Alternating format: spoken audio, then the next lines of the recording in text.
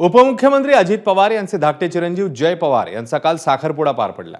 या सोहळ्यातल्या काही फोटोंची सध्या चांगलीच चर्चा आहे। सर्वात महत्त्वाचं म्हणजे राजकारण आणि पारिवारिक संबंध वेगवेगळे जपता येतात हे पवार कुटुंबियांनी काल पुन्हा एकदा दाखवून दिलं।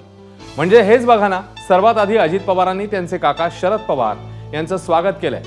राष्ट्रवादी पक्षात पडलेली फूट, त्यानंतर आलेली कटुता, कोर्टबाजी हे सगळं महाराष्ट्राने पाहिलं।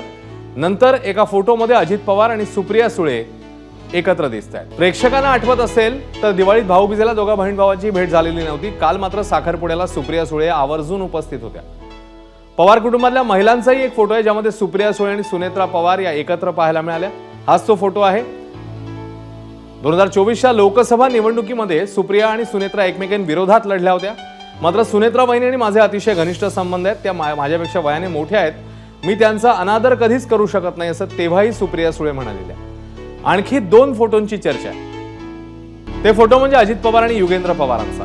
विधानसभा निवडणुकीत बारामती मतदारसंघातून अजित पवार आणि युगेंद्र पवार एकमेकांविरोधात उभे ठाकलेले। तेव्हा देखील दोन्ही उमेदवारांनी एकमेकांवर वैयक्तिक टीका केली नव्हती, हे महत्त्वाचं। त्यामुळे फोटोंची आता चांगलीच चर्चा पाहायला मिळते। कसं आहे, फॅमिलीचे गोष्टी ह्या फॅमिलीतच असल्या पाहिजेत। मला असं वाटतं राजकारण आणि फॅमिली गल्लत कोणीच करू नये। आणि काल जयचा आणि ऋतूचा काल त्यांची एंगेजमेंट सेरेमनी झाली। आम्हाला मनापासून आनंद झाला की आमच्या घरात आणखीन एक लेक येते। आणि मध्येच आमच्या घरात एक खूप दुर्दैवी घटना झाली। आमच्या काकी भारती काकी गेल्यानंतर त्यातूनच जेव्हा आमचं कुटुंब सावरत होतं तेव्हा ही एंगेजमेंट होते।